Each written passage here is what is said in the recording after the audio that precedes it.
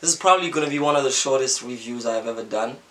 Not because the artist is not worth raving about, or because there aren't any key points worth stretching out, but I think two reasons. Number one, Takeza keeps telling me to make these reviews as short as possible. But number two, on a very sincere note, is the fact that what can I say which hasn't been really lambasted upon over and over again about the electronic dance music scene in South Africa.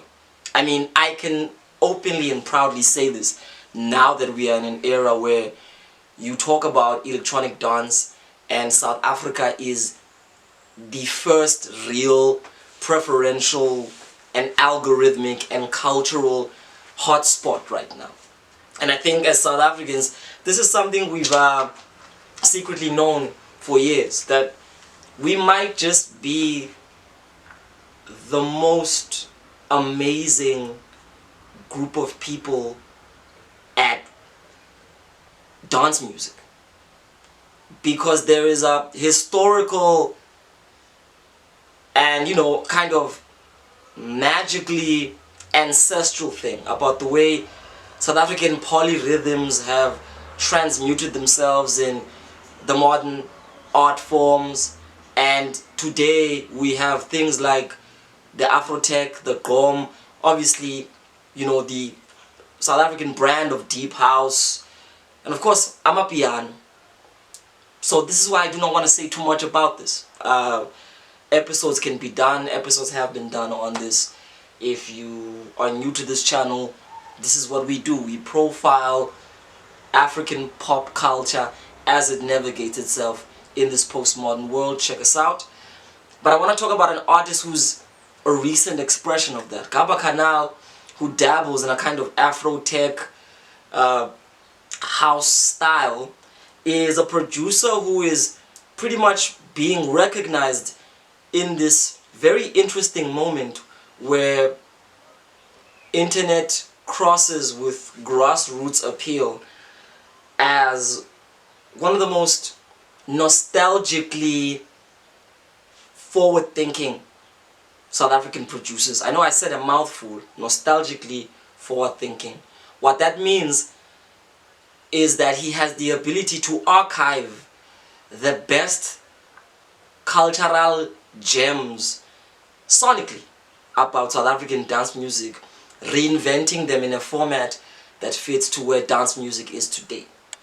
Not a lot of producers are able to do that, especially with a kind of recognition amongst OG house heads and the bubbling new wave, where your name is kind of gaining the nod of succession in great South African dance music producers. His latest project, Thetha, Nabo, Mfundisi, is a perfect example of that.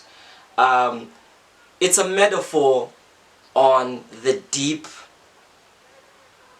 African Christian forms that display themselves in South African culture.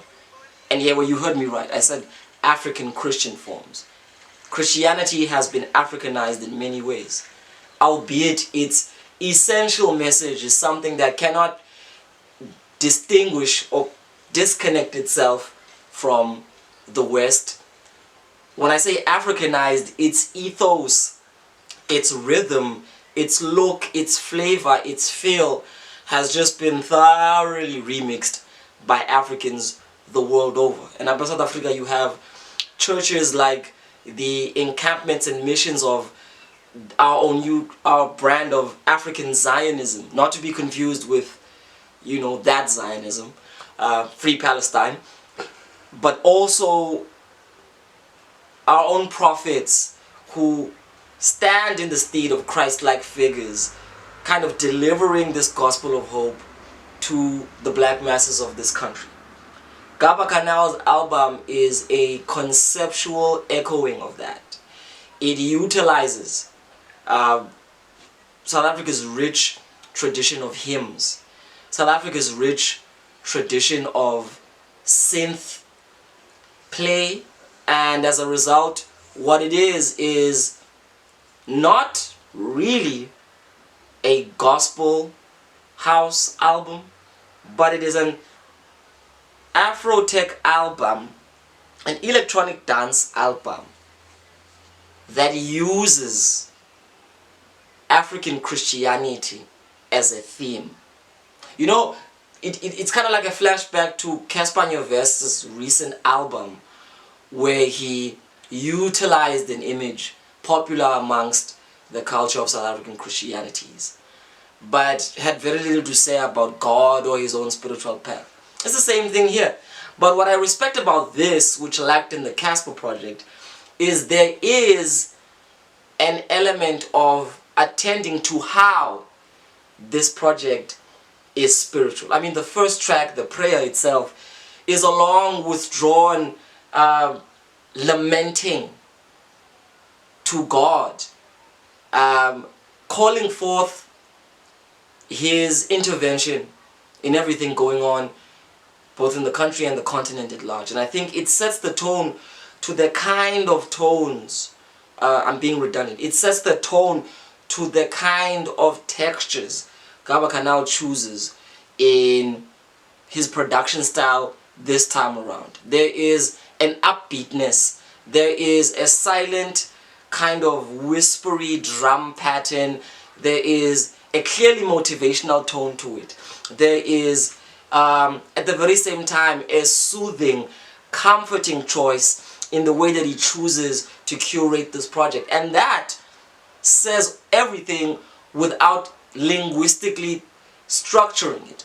The sound is, in and of itself, a reverberation of what could happen when you take all of these themes and these experiences and you embody them and you try to transmit them in the form of electronic dance music. And I think he does that pretty well. This project is a flowing stream of hyper cathartic vibes that do not in and of themselves attempt to be anything mind-blowingly transcendent, but are just another part of what I feel is Gaba Cannal's unfolding book of house revelations. I say revelations in the sense that an artist is as good as their last project. And if this is anything to go by, what Gaba Cannal seems to be doing is moving in increments and showing us that you don't have to jump to the next experiment. You could gradually take people on a journey which feels like the last time they visited you, but move into different modes thematically. Last time we're going heavily into what it means to be in the party. This time we might still be there, but this is probably the phase where we're contemplating on why we're in the club or the party scene to begin with. This is the moment in which you're holding your beverage and everything kind of feels like a fever dream where God is somehow present in the dance floor. And I think there's a lot to be said about that, the spiritual essence of the dance floor. I mean, apart from actual church, the only church most black people have are the places that they flock to groove. These places are not simply just superficial spaces where people air out their dirty capitalistic laundry and try to escape their issues. There is something of a real, again, gnashing at the teeth and people really wanting to be free. And this is why music that is played in the club, or you know, engodina shipinini, so to speak, becomes the anthemic cry to where people feel they could be going spiritually. So when producers, when artists cater to that blatantly, telling us that the dance floor is a kind of a church, then that means they are some kind of a preacher. So if artists are aware of that, then I think there's a certain level of responsibility, which, believe it or not, I feel in this project. I feel that here's a young dude who's producing, who's right now developing a prestige, but he's very aware of the momentum and the kind of spiritual responsibility that comes with that. For me, this is definitely a 6.5 to 7 out of 10. It's a solid package of what the artist has to offer, and again, it's a little bit of an extension forward into something new, and he does it in a way where he's still pretty much in the context of the familiar.